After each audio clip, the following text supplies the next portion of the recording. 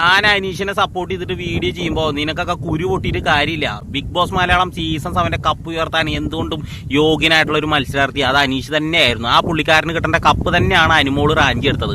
അനുമോൾ ഈ big boss ഹൗസിൽ വന്നിട്ട് എന്ത് മാങ്ങാത്തോലിയാണ് ചെയ്തിട്ടുള്ളത് ഒന്ന് പറയാൻ പറ്റുമോ നിങ്ങൾക്ക് ആർക്കെങ്കിലും?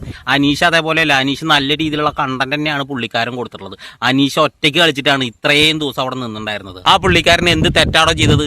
അനുമോളെ എല്ലാവരും കൂടിയിട്ട് വലിച്ചു കീറി ഭിത്തിയിൽ ഒട്ടിക്കാൻ വേണ്ടി കടന്നാക്രമണം ചെയ്യുന്ന സമയത്തും അനീഷ് പറയുന്ന ആ ഒരു മത്സരാർത്ഥി ഉണ്ടായിരുന്നല്ലോ കൂടെ ചേർത്ത് പിടിക്കാനും സപ്പോർട്ട് ചെയ്യാനും. ആ പുള്ളിക്കാരന് വേണമെങ്കിൽ മാറി നടക്കായിരുന്നു, പക്ഷെ അത് ചെയ്തില്ല. അനുമോളെ ചേർത്ത് പിടിച്ച് സപ്പോർട്ട് ചെയ്തു. ആ സപ്പോർട്ട് ചെയ്ത ഒരു മത്സരാർത്ഥിനെയാണ് ഇപ്പൊ എല്ലാവരും കൂടിയിട്ട് വലിച്ചു കീറി ഭിത്തിയിലൊട്ടിക്കാൻ വേണ്ടി ശ്രമിക്കുന്നത്. അനീഷിന് ഇഷ്ടപ്പെടുന്ന ആൾക്കാർ ജെന്യൂൻ ആയിട്ടുള്ള ആൾക്കാരാ. അനീഷിന്റെ ആൾക്കാർ PR-കളൊന്നുമല്ല.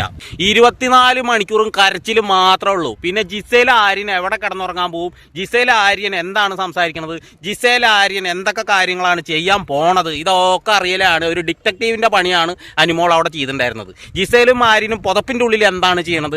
ലാലേട്ടനും കണ്ടില്ല, ഏഷ്യാന്റെ ക്രൂ മെമ്പേഴ്സുള്ള ആൾക്കാരും ഒന്നും കണ്ടില്ല. പക്ഷെ അനുമോള് മാത്രം എന്തോ കണ്ടു. ബിഗ് ബോസ് വീട്ടിന്റെ ഉള്ളിൽ കയറി അടുപ്പ് എന്ന് പറയണ ആ ഒരു മഹാലക്ഷ്മിനെ അങ്ങോട്ട് അനുമോളുടെ കയ്യിൽ ഏൽപ്പിച്ച പോലെ ആയിരുന്നു.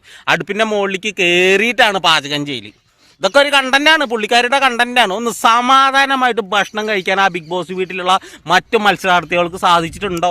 ഒന്ന് സമാധാനമായിട്ട് പുള്ളിക്കാരി അപ്പം അങ്ങോട്ട് കയറി വരും. പുള്ളിക്കാരിയെ വിളമ്പി കൊടുക്കത്തുള്ളൂ, പുള്ളിക്കാരിയെ ഭക്ഷണം വയ്ക്കത്തുള്ളൂ, ബാക്കി ആരും ഭക്ഷണം വയ്ക്കാൻ പാടില്ല. അപ്പോഴേക്കും അനുമോൾ അടുപ്പിന്റെ ഉള്ളിലേക്ക് അങ്ങോട്ട് കയറി വരും.